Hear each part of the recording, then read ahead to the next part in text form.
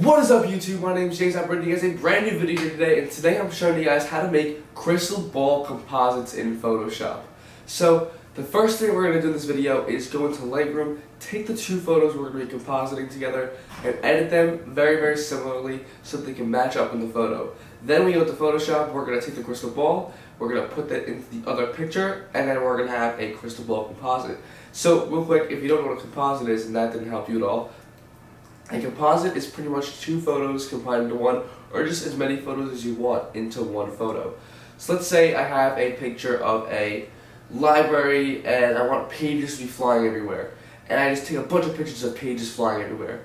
I would take all those pages, cut them out of those pictures, and then put them in the first original picture. Anyway, I'm not going to waste any time. This shot is from FDR Drive from Manhattan Bridge. Amazing shot. I haven't posted it yet, but I will soon, hopefully. Also, all the raw files are going to be in the description through on a link through Dropbox. So be sure to click the link down there and follow along yourself so you guys can make the most of this tutorial. And also guys, comment and let me know if you guys want to see a critique my followers video. So pretty much what that means is I'm going to be going into my followers' Instagrams and I'm going to be critiquing their photos. Be like, oh, this shit's dope, or maybe I don't like it and I'm like, okay, this is what you need to improve on composition wise or color editing wise or all that stuff like that. I want to help you guys get the best you can be. So, and it's so hard to critique everyone through Instagram when they just message me. So I think this would be a really good way to also solve the problem where I can't critique everyone that I want to. Be sure to comment down below and let me know if you guys want to see it happen. And then also be sure to message me on Instagram saying that you want to be a part of the video, because then I'm going to also make a story on Instagram and all that stuff like that. And I'm going to talk about how I'm going to be doing this. All you got to do is message me on Instagram and you could be a part of it. So that's most likely going to be the next video that I post, and I'm super excited for it because I want to interact with my followers more as much as possible, because it's super hard to do that when you have a million people always messaging you and stuff like that. So anyway guys, hope you enjoyed the video. Please be sure to like, comment, and subscribe. Let me know what you guys want to see next. And lastly guys, my name is James. I'll see you guys in the next video. Peace. Okay guys, so here's a photo we're going to be editing today. It's of this crystal ball, and it's right over FDR Drive, the highway in Manhattan. And you can see the oh my god, I can't believe I just said that. The Brooklyn Bridge in the background right here. All of downtown, the Freedom Tower, all that stuff. And it's super cool. You can see all the cars and the lights down here, and then in the crystal ball. The sky is nice and blue, and like the picture's overall pretty desaturated and has some cool tones. Then you have some warmness in the sky right here, all the way towards the horizon. And I think it's really cool. I really like this photo a lot. The tones are just super clean, and the crystal ball is just like perfectly placed. And the composite wasn't a bad job, honestly. So here's the first photo of the crystal ball. This is the finished product here.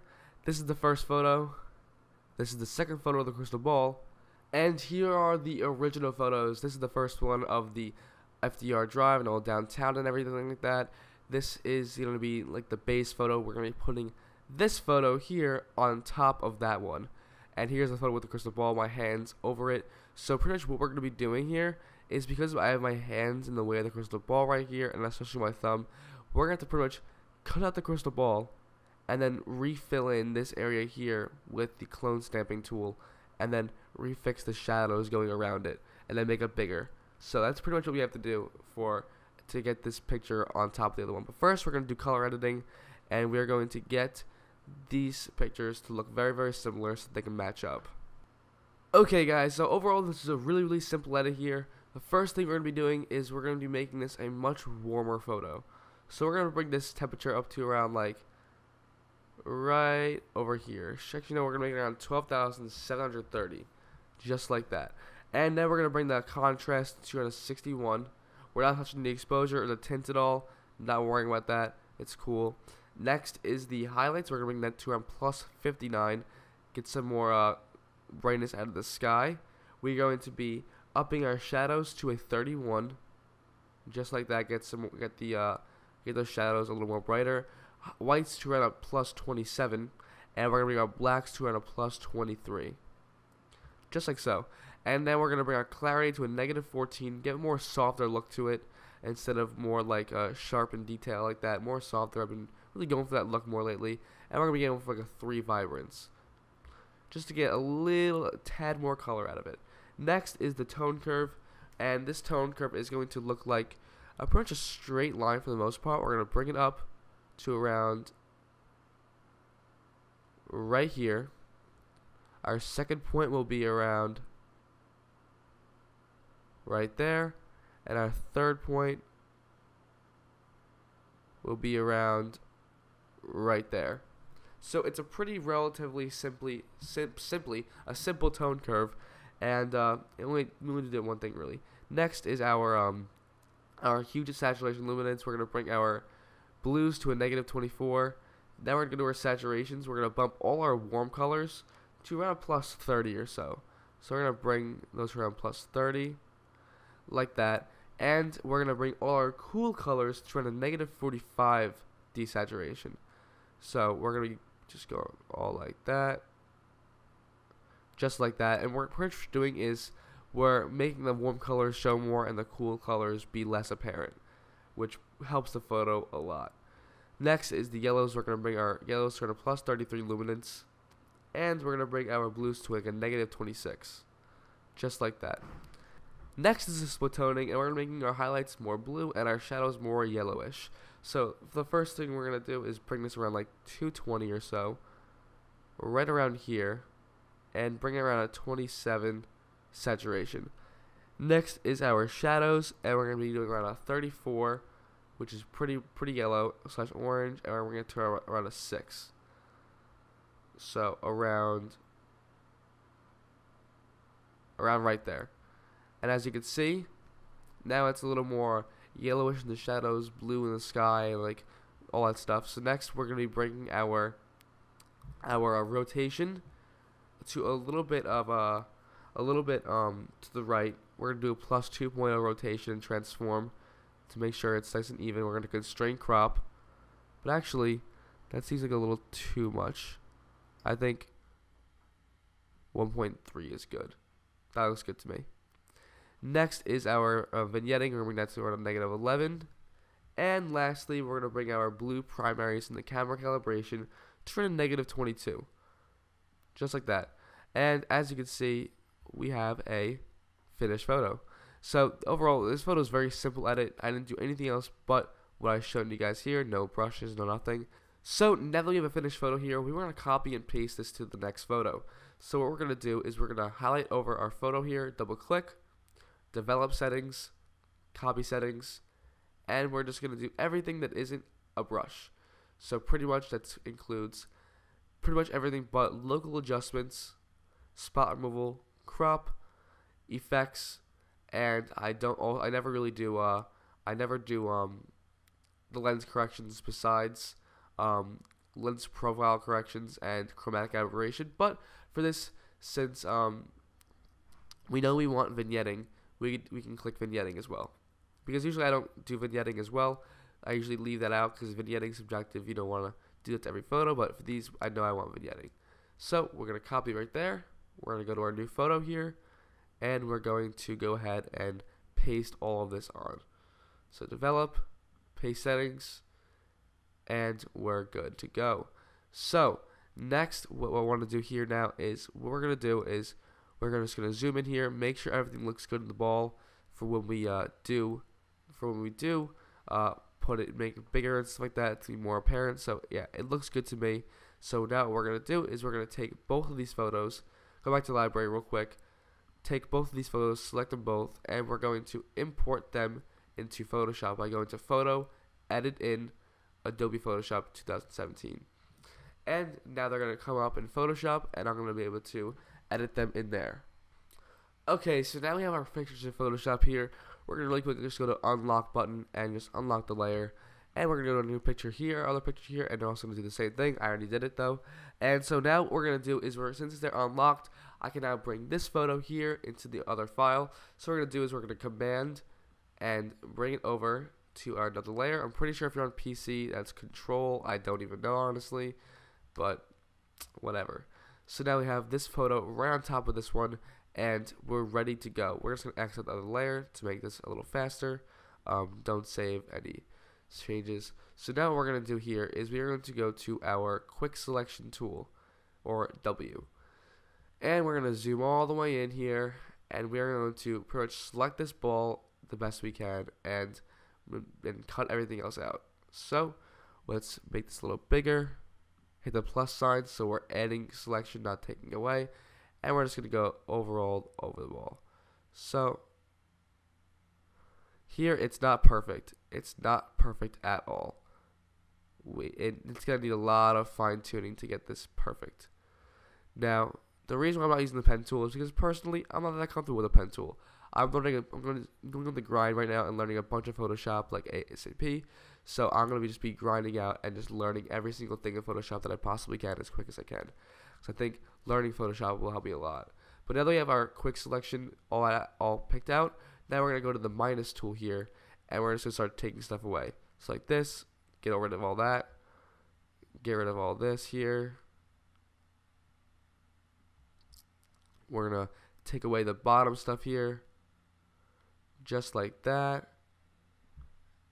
and get rid of my finger that's right here, and that's in the way, and that looks good there. We're just going to get all the right there, it looks like, and then right over here in this corner again, let's make sure it's all the way on the ball, nothing else showing.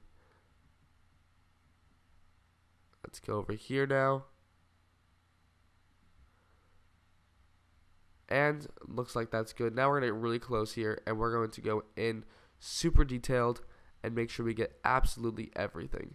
So we want to make sure this is perfect as we can, because we want to do as little work when we start doing the actual clone stamping and making sure the ball looks perfect itself. So now we're going to go to our plus tool, and we're going to really start. Let's get right in there.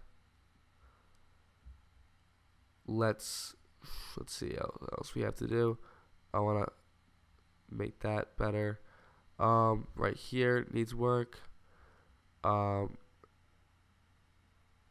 there. Alright, so now what we need to do now is we need to just go in more. Now we have a ball here. It looks somewhat decent. It doesn't look terrible, but we need to get in more now. So we're gonna just go like this. I swear, these little all this minute Photoshop tasks, especially quick selection, gets kind of tight because it's like it just doesn't do what you want it to do sometimes. And that's frustrating to me. That's why I want to learn the pen tool, because I feel like you have way more control and all that. So that's why I'm excited for that. But that looks to be our crystal ball. Now we're going to go back into the plus tool and just do a bunch more in here. So now what we want to do is we just want to make this as circular as we can, as little bumps as possible in this ball. We want to make it as round as circular as we possibly can make it, because that's going to give us the least amount of work to do when we finish up all this. Then I want to redo. And Command Z to undo, by the way, if you don't know that. And just keep going along, try to get close as the edge as possible here. Everyone's going to have a different experience doing quick selection tools, because everyone else has it'll just be different for you and all that. And just keep going, honestly. Just do the best you can. Oopsie. Now we're just going to delete more over here. Get more into the ball, and now we're going to come back in again and fine tune that. That's too much. Actually, it looks pretty good there. I want to just get this more round right here, and now I want to go in over here from the top, because the top part looks really good. The top part's like perfect.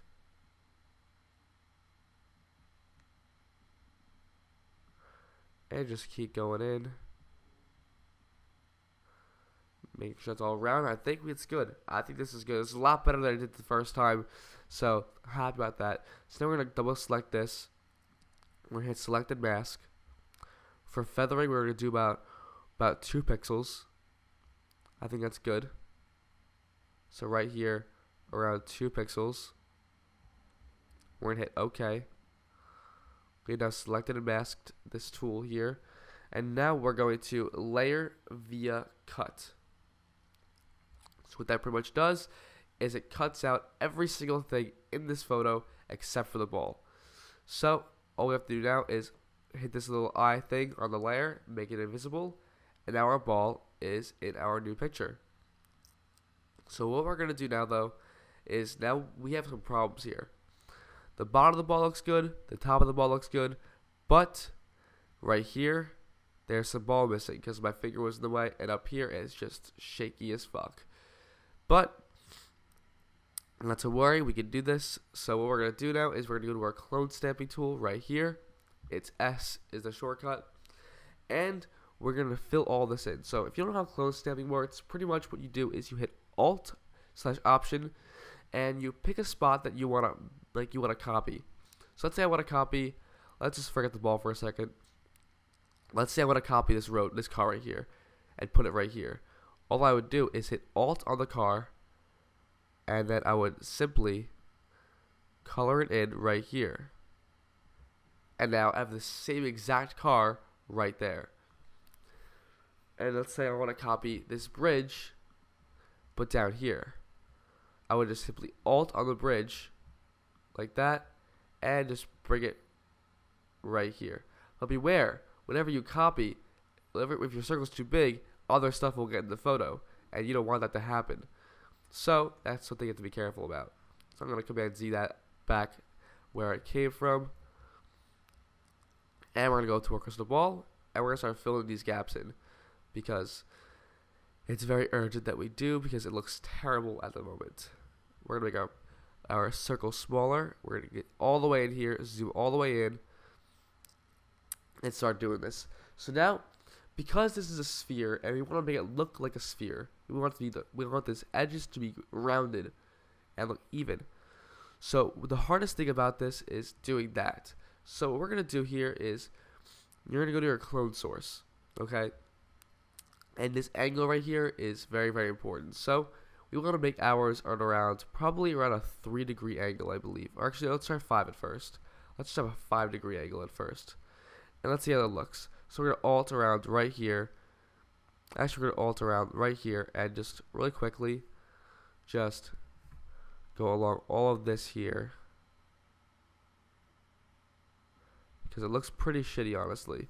That grayness right there does not look good. And then we're gonna go back into the sky again, and just tune that up real quick.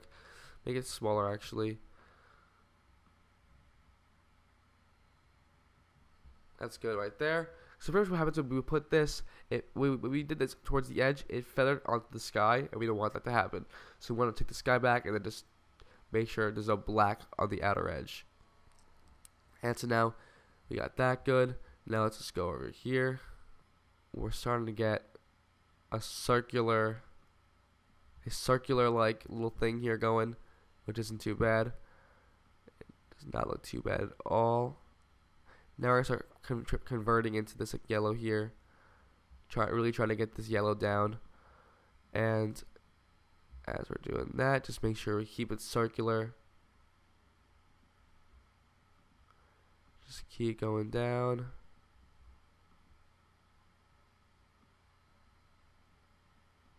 That wasn't good. I don't like that.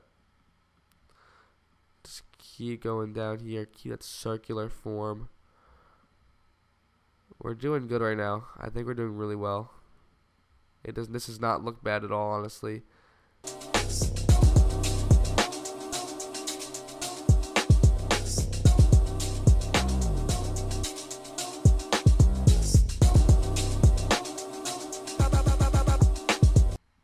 Okay, guys. So that's like almost it here. We're just gonna quickly go along right here, and we're gonna like let's like zoom out real quick and see how it looks. Yeah, that doesn't look too bad, honestly. I didn't use those little like brown lights there and all that. I used more black, and this made it kind of black, honestly. But I kind of like the lights there, honestly. It looks pretty cool. Not gonna lie. So we're gonna go with it. We're gonna go with it. Okay, we'll keep it. And so now we're gonna go in, and I want to fix this outer edge here on the right side. So what we're gonna do here is we're gonna go all the way in. By the way, we're not finished with the left side. I'm just gonna return back to it when we make the ball bigger, and fine tune it one more time. So now with this ball here, we have all of this, like these like little bumps and stuff. So now, because we're going on the other side and it's running off this way, we're going to bring this to a -5 angle. Just like that. And now we're going to make sure it's all perfect. So let's just go along the edge, making it look all curved and such. Okay. Now I want to get in right here. Make it more even. Oh, it's awesome. I fucking love it. Just like that. We're gonna go in just like that. No, I don't like that. I want it to be just filling a little gap right there. Love it. And we're just gonna clone stamp around that to make it more even in the colors. Okay. Now we're gonna come over here now. Let's get closer to the edge with this gray. And we're going to come in over here now.